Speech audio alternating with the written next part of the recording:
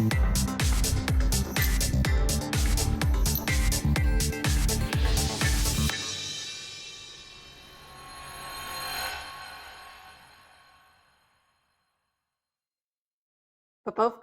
Bábovka, part 2. What's different with this one?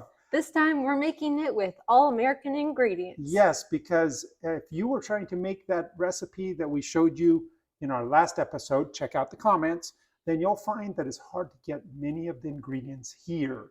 So we've done substitutions for you, and we'll show you in this episode how it turns out. Woohoo! Let's get cooking.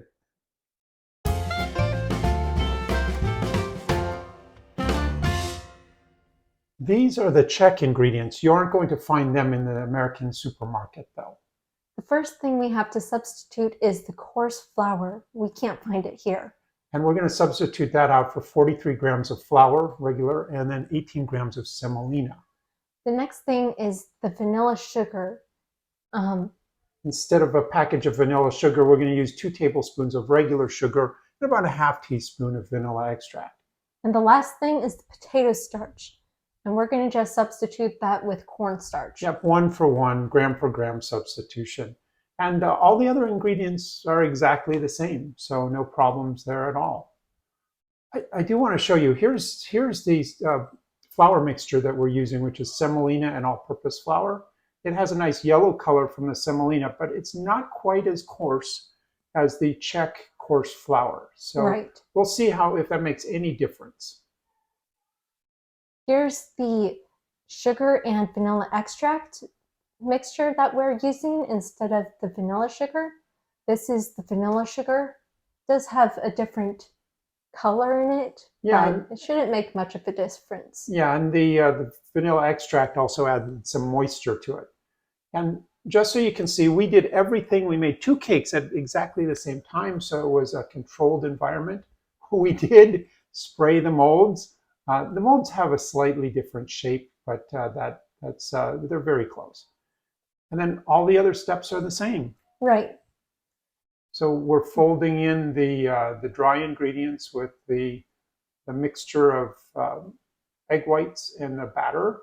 Making sure not to overmix, but also get rid of all the clumps. Yeah. And we're showing you the Czech ingredients here, but the other cake was exactly the same. And so you can see there's 2 cakes. Look, they're both going in the oven. That was American on the left and the Czech on the right. And now they're coming out.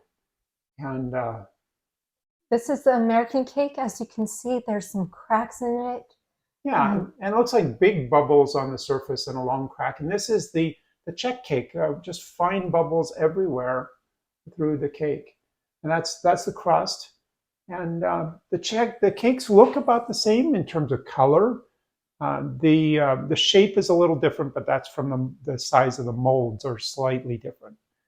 This is the American cake. As you can see, there's like bubbles and little bubbles. Little bubbles. Yeah. But here with the Czech cake, you can see bigger bubbles. We'll see what the taste testers have to say about that, though.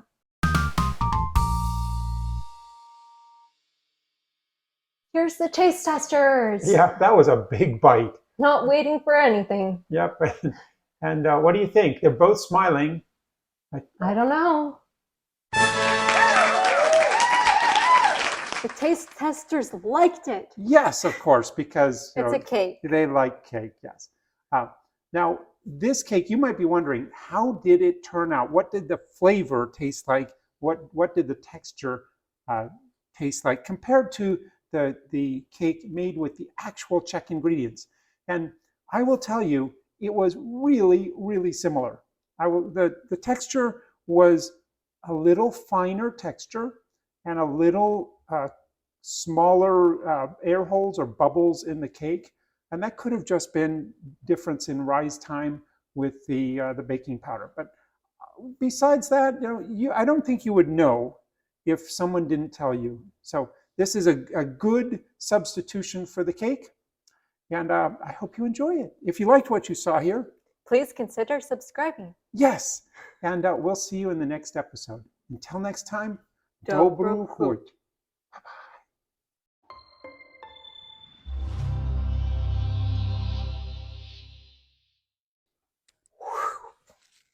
Okay.